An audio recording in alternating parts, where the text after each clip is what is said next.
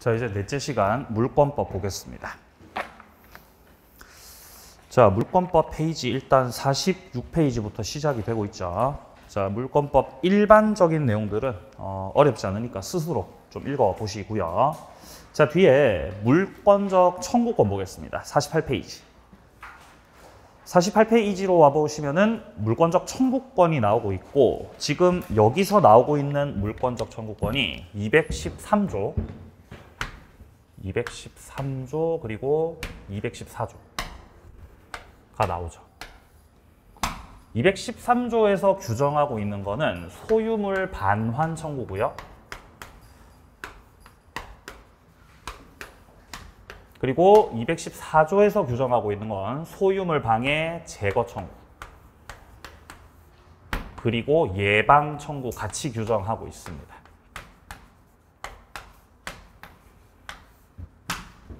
자, 그래서 먼저 213조를 보게 되면은 소유자는 그 소유에 속한 물건을 점유한 자에 대해서 반환을 청구할 수 있는데, 그러나 점유자가 충분히 점유할 권리를 가지고 있을 때는 물권적 반환 청구를 거부할 수 있습니다.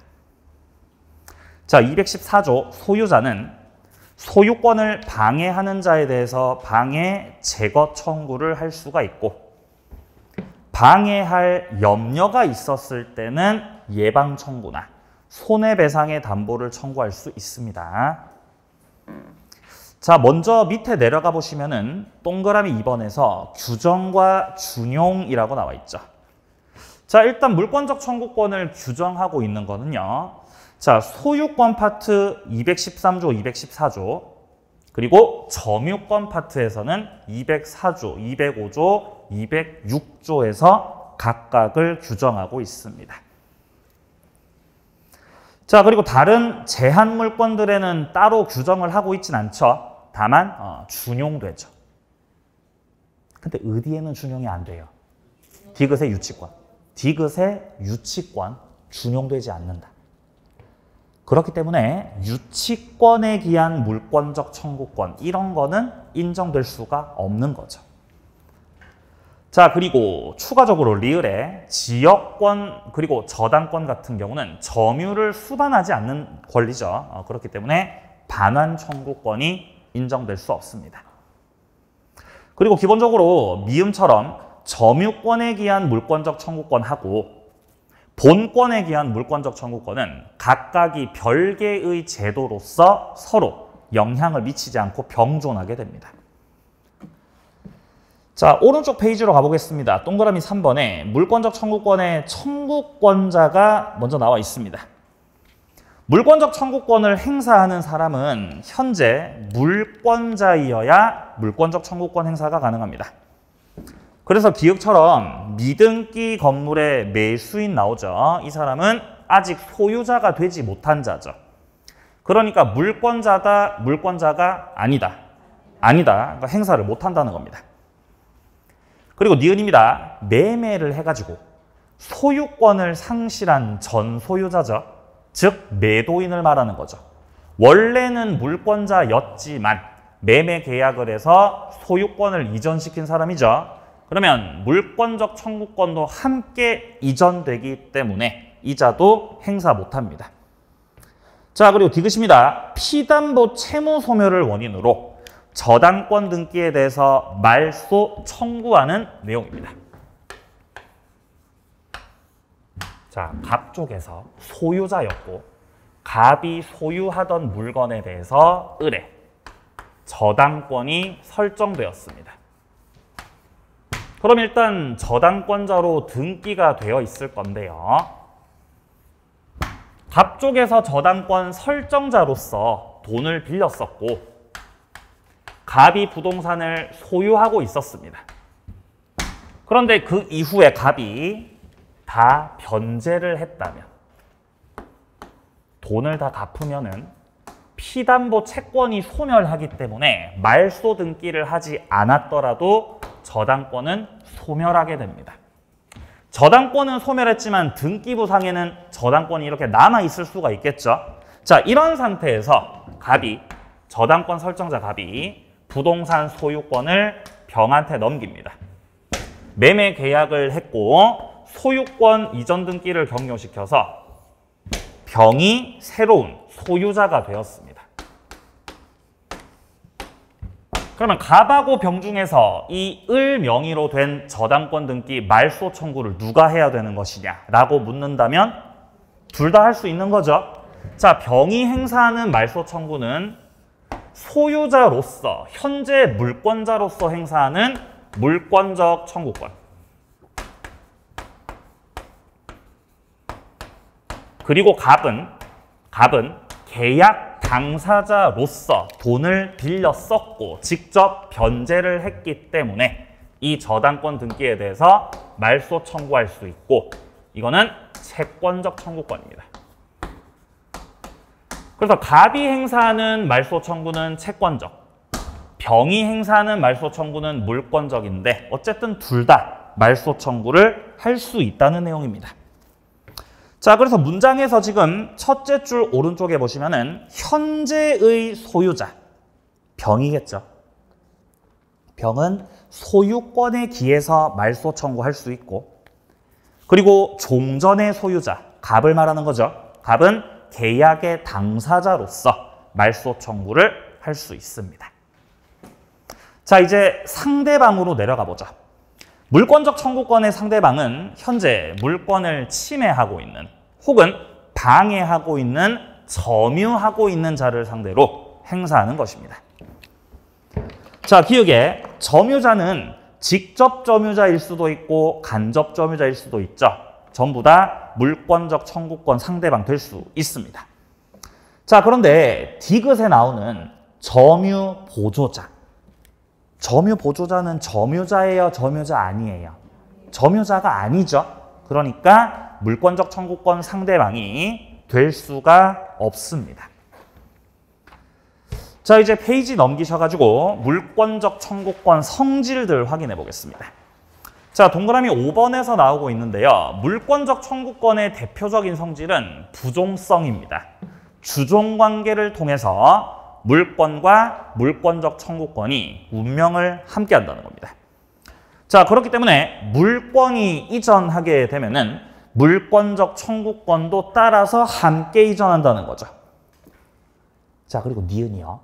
점유를 할 정당한 권한을 가지고 있는 사람한테는 물권적 청구권 행사를 못하죠. 그 대표주자가 미등기 매수인입니다. 미등기 매수인은 매매계약 체결한 당사자이기 때문에 그가 하고 있는 점유는 정당한 점유죠. 따라서 소유자가 미등기 매수인한테 나가라고 물권적 반환 청구 되는 거 안 되는 거?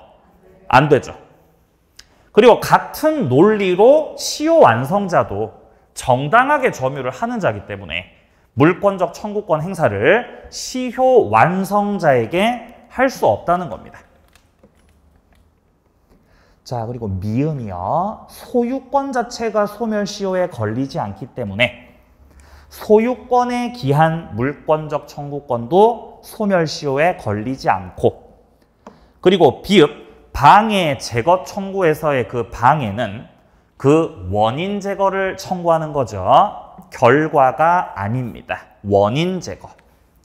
자, 시읒, 방해 제거 청구와 예방 청구는 제거를 해라, 예방을 해라 라는 취지로 그 행위를 청구하는 거지 비용을 청구하는 것은 아니죠.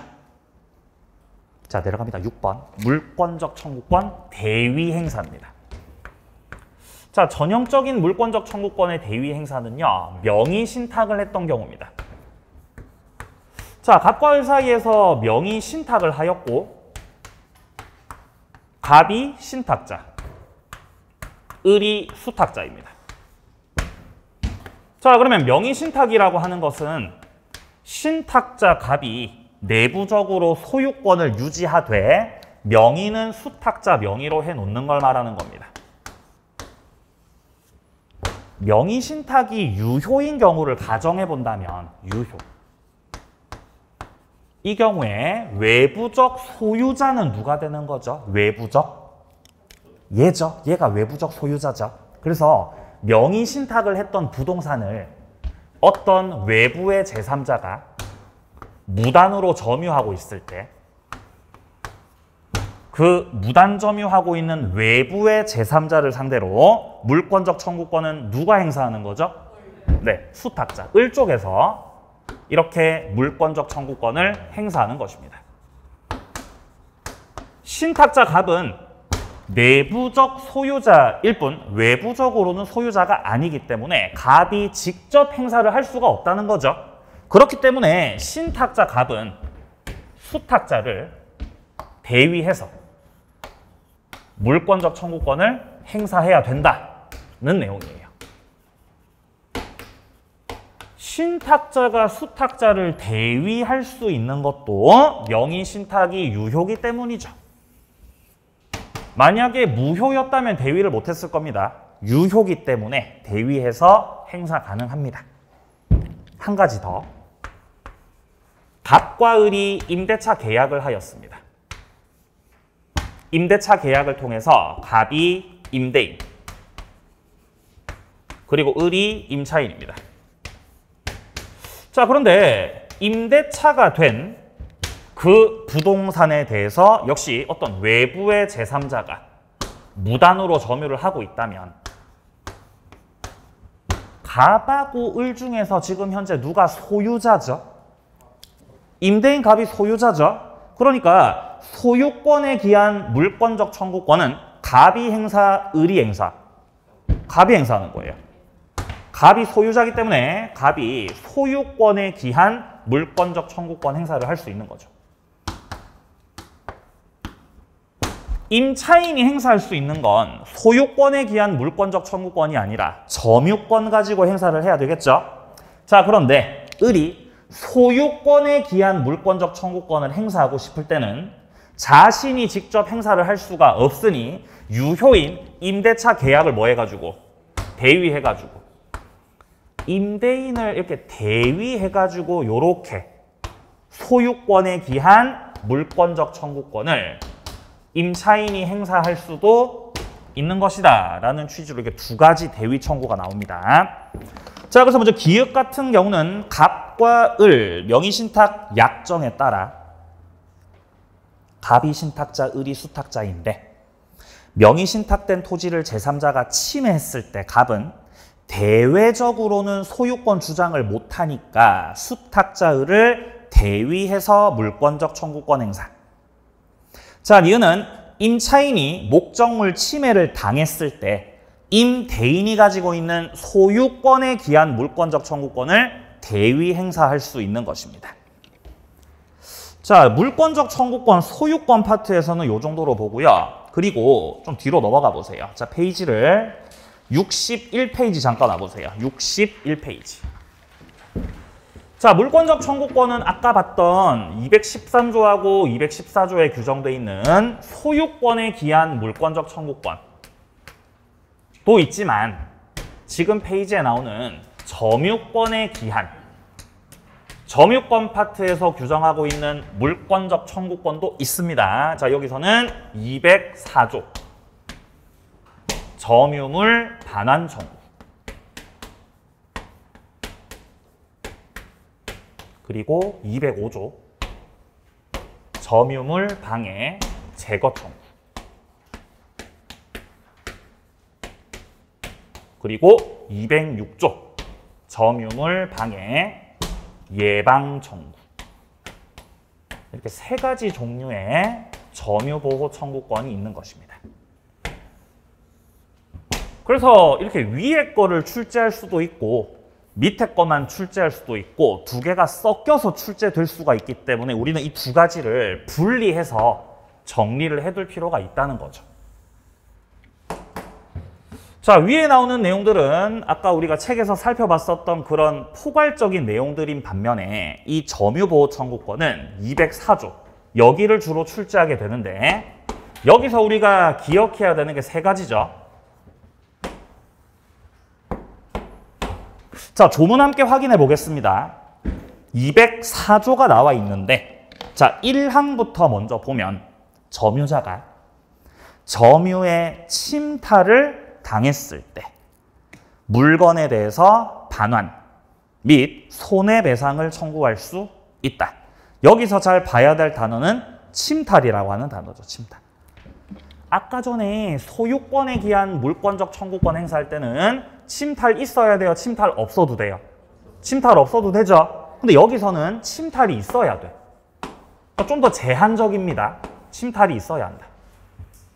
자, 그리고 2항에서처럼 침탈자의 선의의 특별 승계인에 대해서는 행사를 하지 못한다라는 것도 물권적 청구권, 소유권 파트에 규정된 것보다 좀 더 제한적이라는 거죠. 선의의 특별 승계인에게는 행사를 못한다. 그리고 세 번째가 침탈당한 날로부터 1년 내로 행사를 해야 된다. 이것도 제한 규정입니다. 그러니까 이런 식의 제한을 받고 있는 거는 점유권 파트에 규정된 점유물 반환 청구가 그렇다는 것입니다. 자, 밑으로 내려가 보자. 일단 청구권자는 점유자가 행사하는 거니까 그 자가 직접 점유든 간접 점유든 상관없죠. 다 행사 가능하고. 다만 점유 보조자는 점유자가 아닙니다. 그렇기 때문에 점유 보조자는 행사를 못하고. 자, 그 다음에 동그라미 3번을 확인하면 침탈이라고 하는 것은 빼앗음을 의미한다. 따라서 빼앗음이 없었을 때는 침탈로 보기 힘든 거죠. 그게 세 가지입니다. 밑에 동그라미 4번. 사기, 유실물 습득, 그리고 직접 점유자가 간접 점유자 의사에 반해서 점유를 승계시키는 것. 이를테면 무단전대차입니다. 이런 것들은 침탈에 해당되지 않아서 점유물 반환 청구권을 행사할 수 없습니다. 자, 그리고 뒷페이지 넘기시면은 1년의 제척기간이 나오고 있는데 이거는 1년 안에 소를 제기해야만 하는 출소기간으로 해석하고 있습니다. 출소기간. 여기서 말하는 출소기간이라고 하는 거는 소를 제기하라는 겁니다. 출소기간. 소 제기기간입니다. 말로 하지 말고 소송으로 해라는 거죠. 자, 내려갑니다. 양괄호 2번의 점유물 방해 제거 청구입니다. 205조. 자, 1항에 보시면 점유자가 점유 방해를 받았을 때 방해 제거 및 손해배상 청구할 수 있다. 자, 그리고 2항의 이 전항의 청구권은 방해가 종료한 날로부터 1년 내로 행사한다. 이것도 출소기간입니다. 자, 3항입니다. 공사로 인해서 점유 방해받을 경우에는 공사 착수 후 1년이 지나버렸거나 이미 완성이 돼버렸다면은 제거 청구를 할 수가 없다. 철거 청구 못합니다. 자, 그 다음에 밑에 206조 점유물 방해 예방 청구. 자, 206조 1항에 보시면 점유자가 점유 방해를 받을 염려가 있을 때 그때는 예방이나 또는 손해배상의 담보를 청구할 수 있습니다. 여기는 또는으로 연결돼 있기 때문에 둘 다 같이 행사를 못하는 거죠. 둘 중에서 선택을 해야 됩니다. 자, 그리고 밑에 쪽에 양괄호 5번에 보시면은 점유의 소 그리고 본권의 소와의 관계가 나옵니다. 208조 1항에 보시면 점유권에 기인한 소, 본권에 기인한 소는 서로 영향을 미치지 않으므로 2항 점유권에 기인한 소 가지고는 본권에 관한 이유로는 재판하지 못합니다. 그러니까 소송을 할 때 203조, 213조, 214조를 가지고 소송을 할 수도 있고 아니면은 204, 5, 6조 가지고 소송을 할 수도 있는 건데 여기서 본권에 관한 소 그리고 점유에 관한 소하고는 서로 영향을 미쳐 안 미쳐? 서로 영향을 안 미친다는 거죠. 별개의 소송 재판으로 취급됩니다. 자, 물권적 청구권 이 정도 보고요. 자, 그 다음에 이 점유권 파트에서 시험에서 가장 많이 물어보는 데가 어디냐면은 이 60페이지에 나오고 있는 점유자와 회복자 간의 관계입니다. 여기서는 거의 매년마다 점유권 파트에서 물어보고 있는데 이 점유자 회복자 관계 속에서는 출제되는 쟁점 3가지만 정리하면 끝납니다. 복잡하지 않죠? 여기서 나오는 첫 번째 쟁점은 먼저 과실 취득권입니다. 과실 취득 201조. 그 다음에 두 번째 쟁점이 목적물이 멸실되거나 훼손됐을 때의 책임. 그리고 세 번째가 비용 상환 청구입니다.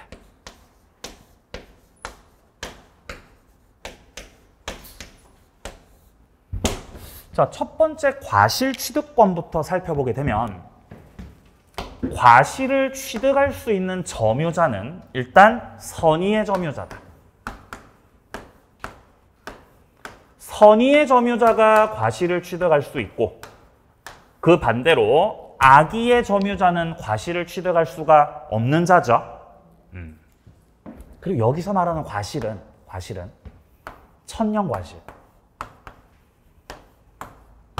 법정과실 뿐만 아니라 부동산을 사용함으로써 얻게 되는 이익도 다 과실로 취급이 된다라는 거. 따라서 선의의 점유자가 부동산을 반환할 때 그동안 사용했던 사용료 내야 돼요? 안 내도 돼요? 선의의 점유자. 안 내도 되는 거예요. 왜냐하면 그자가 과실을 취득할, 사용이익을 취득할 권리가 있는 자이기 때문입니다. 자, 그리고 목적물 멸실 훼손됐을 때 책임은 점유자가 선의이고 더불어서 자주까지 갖췄을 때 그때 비로소 현존 한도에서만 배상할 책임을 지는 거죠. 점유자가 아무리 선의라고 하더라도 만약 타주라면, 타주 점유자라면 전부 다 배상해야 되죠. 자, 반면에 자주였더라도 악이라면은 역시 전부 다 배상을 해야 됩니다. 현존 한도 배상을 위해서는 반드시 선의이면서 자주라고 하는 두 가지 모습을 다 갖춰야 한다.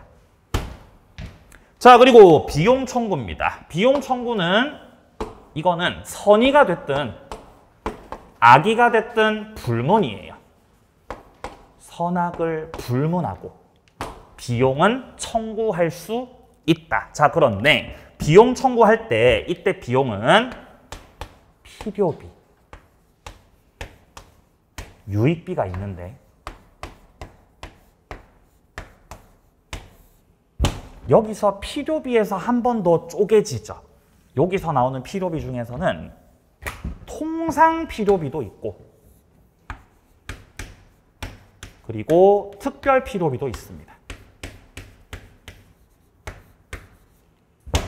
점유자 쪽에서 과실을 이미 취득했다면, 과실을 취득해버렸다면 필요비 중에서도 뭐를 청구 못해요? 요 통상도. 이 청구 못하죠? 청구 못하죠.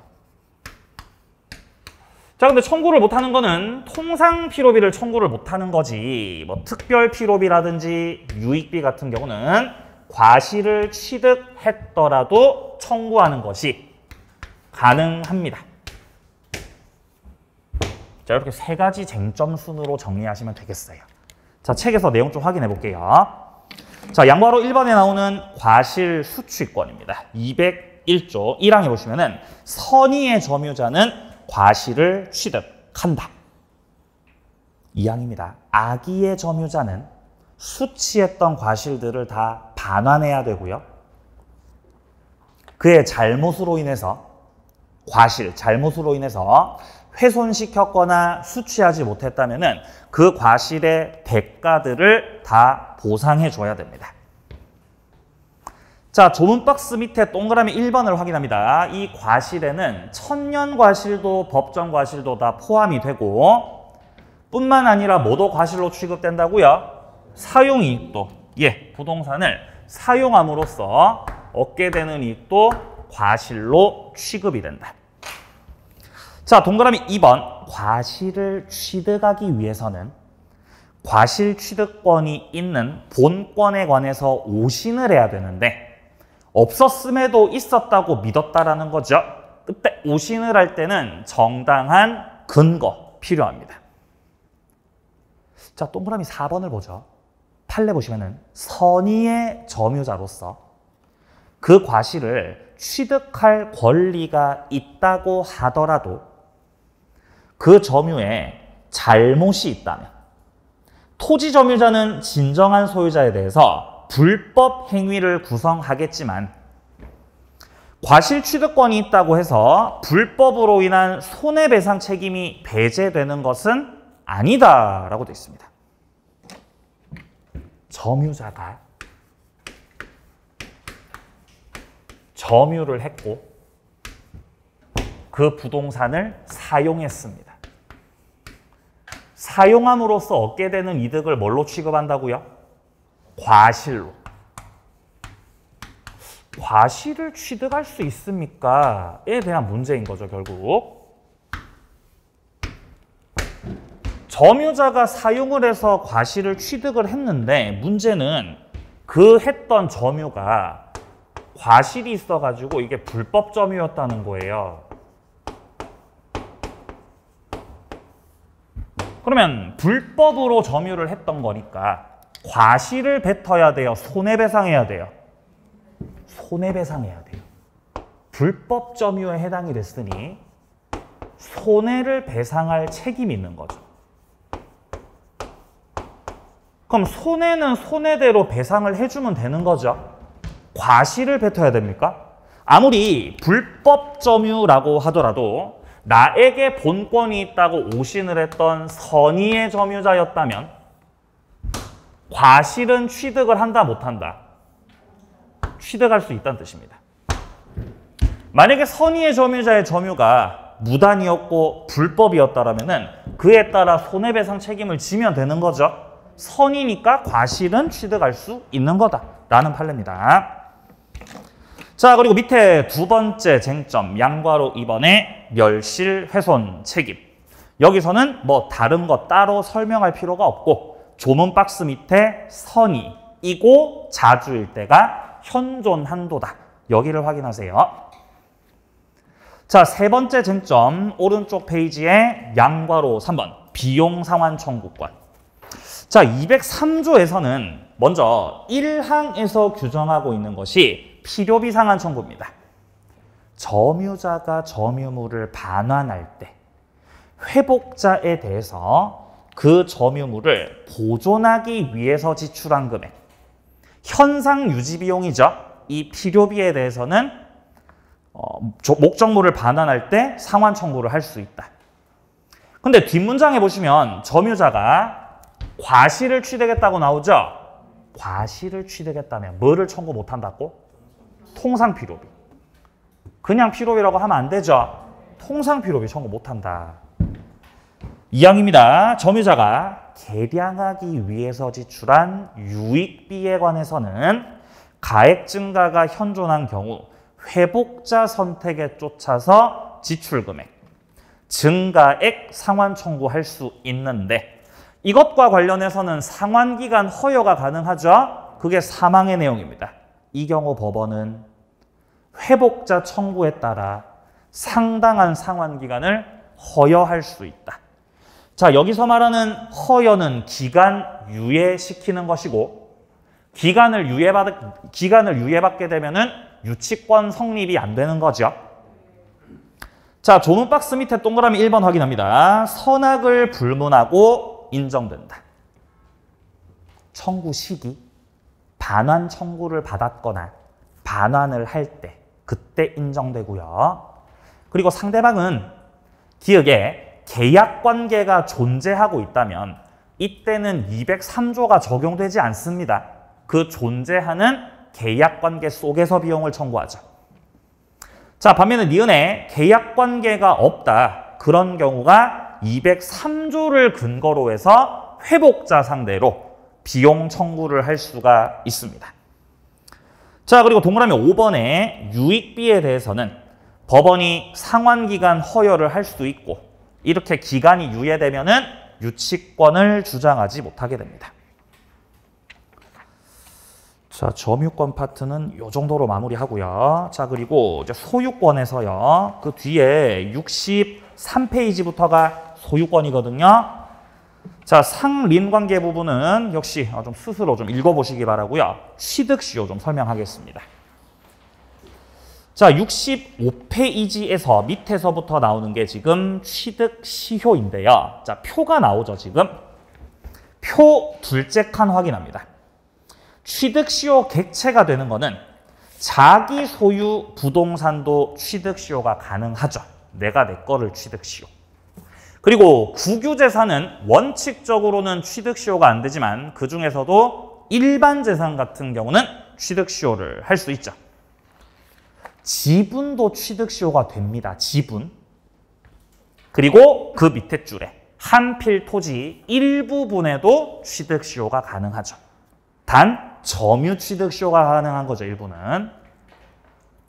그러니까 일부분에 등기부 취득시효는 안 된다는 말입니다. 맞나요? 네, 토지 일부, 부동산 일부. 일부. 점유 취득시효는 가능하지만 뭐는 안 된다고? 등기부. 등기부 취득시효는 일부분에 할 수 없다는 것이에요. 이거는 안 된다. 자, 그리고 조금 내려가 보면 취득시효 대상되는 권리가 소유권만 있는 건 아닙니다. 계속되고 표현된 지역권, 지상권, 전세권도 취득시효 대상이 될 수 있습니다. 그리고 동그라미 3번에서 취득시효하고는 아무 관련 없는 물권들도 있죠. 뭐 점유권, 유치권, 저당권 이런 것들은 시효 취득이 안 됩니다. 효과, 원시 취득이고요. 그리고 등기를 격려했을 때 점유 개시 시로 소급한다는 효과가 있습니다.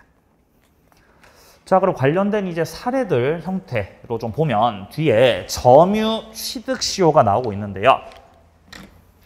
일단 먼저 점유 취득 시효의 요건부터 확인하면 245조에 나오듯이 부동산을 소유의 의사를 가지고, 즉 자주점, 평온하게 공연하게 점유를 한 자는 등기를 함으로써 소유권 취득한다고 돼 있죠. 자, 이때 자주, 평온, 공연하게 20년간 점유를 하게 되면 자주, 평온, 공연 20년 점유를 통해서 이 을은 시효가 완성되고 그것을 통해서 등기 청구권 취득을 하게 됩니다. 이때 을이 취득하게 되는 등기 청구권은 을이 아직 소유자가 된 거는 아니죠. 그러니까 물권적, 채권적 청구권을 취득한 것이에요. 그리고 등기 청구권의 상대방은 20년을 채웠을 그때 그 당시에 소유자를 상대로 취득을 한 것이므로 현재 갑이 소유자고 갑이 소유자일 때 20년을 채웠다면 이 등기 청구권의 상대방은 갑으로 바뀌는 겁니다. 그러면 등기 청구권 상대방이 갑으로 딱 잡힌 상황에서 그 이후에 갑이 부동산을 다른 사람한테 팔아버리면 그 제3자에게는 등기 청구권을 행사할 수 있는 거다, 없는 거다? 행사할 수 없는 거죠. 제3자한테 등기 청구권 행사를 못하는 경우는 을이 시효를 완성했던 게 먼저였고 그 이후에 제3자한테 팔려버린 경우죠. 그런 경우는 제3자 상대로는 등기 청구권을 행사할 수 없게 된다. 자, 근데 이게 만약에 반대라면 병으로 소유자가 바뀐 시점이 먼저였고 그 이후에 비로소 시효가 완성되었던 거라면 그때는 의리시효를 완성시켰을 때 소유자가 병이었던 거죠. 그러면 이때 등기 청구권의 상대방은 병으로 되어서 병을 상대로 등기 청구권 행사를 할 수가 있는 것이에요. 일단 요 두 가지가 기본적 틀입니다. 여기 지금 어디 나오냐면은 오른쪽 페이지 동그라미 4번에 나오고 있습니다. 소유자가 제3자에게 처분한 경우라고 되어 있죠. 첫 번째, 시효가 완성되고 나서 처분했다. 그러면 시효 완성이 먼저다, 처분이 먼저다? 완성이 먼저죠. 그럼 하양 색깔이다, 파랑 색깔이다? 하양 색깔이죠. 시효가 완성된 후에 제3자에게 처분이 되었다. 그 경우는 제3자에게 등기 청구권 행사를 할 수가 없다. 자, 비교해서 밑에 칸 같은 경우는 시효가 완성되기도 전에 처분됐습니다. 그러니까 처분이 먼저라는 거죠. 그 경우는 이 파랑 색깔이죠. 병한테 먼저 처분이 이루어졌고 그 이후에 시효가 완성됐다면은 그 제3자를 상대로 등기 청구권 행사가 가능하다라는 겁니다.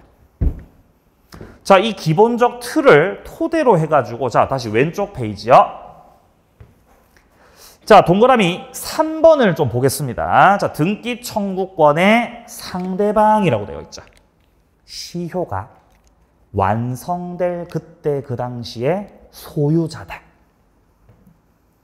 자, 기읍부터 확인합니다. 시효가 완성될 당시의 등기가 무효였습니다. 등기가 무효라는 것은 그 명의자가 소유자입니다, 소유자가 아닙니다. 소유자가 아닙니다. 그러니까 그 명의인을 상대로 등기 청구권 행사를 하면 안 된다는 거예요. 진정한 소유자는 따로 있겠죠. 그 자를 상대로 등기 청구권 행사를 해야 된다. 자, 그리고 밑에 니은에 보시면은 소유권이 다시 회복된 경우가 나오고 있습니다. 자, 갑이 원래 부동산 소유자였던 상황에서 을이 시효를 완성시켰습니다. 그러면 시효를 완성시켰으니까 일단은 이 갑을 상대로 해서 을이 등기 청구권을 취득하게 됩니다. 갑을 상대로. 을이 갑 상대로 등기 청구권 취득을 했는데 그 이후에 갑이 부동산을 병한테 팔아버렸어요. 팔아서 소유권 넘겨버렸어요. 그럼 일단 완성 후에 처분이 된 거니까 을은 병한테 등기 청구권 행사를 할 수 없겠죠. 자, 그리고 일단 병은요. 을이 있었는지를 알았든지 몰랐든지 선악을 불문하고 유효하게 소유권 취득을 할 수 있습니다. 반면에 갑은 책임을 져야 될 수도 있죠. 시효가 완성되었다는 사실을 갑이 알고서 팔았으면 그때는 갑이 책임을 져야 되는 거죠. 이때 갑이 지게 되는 책임은 채무 불이행 책임, 불법행위 책임. 불법행위 책임. 알고 팔았으면은 불법행위 책임을 져야 됩니다. 갑과 을이 계약 관계는 아니기 때문에 채무 불이행 책임은 될 수 없어요. 그래서 을이 손해배상 청구할 때도 불법을 원인으로 손배 청구해야 됩니다. 자, 어쨌든 책임 문제는 좀 논외로 하고 부동산은 병한테 넘어갔기 때문에 병이 을한테 나가라 그러면은 을이 병한테 대항을 할 수가 없어서 쫓겨나게 되죠. 그러니까 을이 쫓겨나서 점유를 상실하게 되면은 등기 청구권의 소멸시효가 진행하겠죠. 곧바로 소멸하는 것은 아닙니다. 쫓겨나서 점유를 상실하고 몇 년 지나면 소멸한다? 10년이죠, 10년. 등기 청구권의 소멸시효가 진행하게 되는 것입니다. 10년.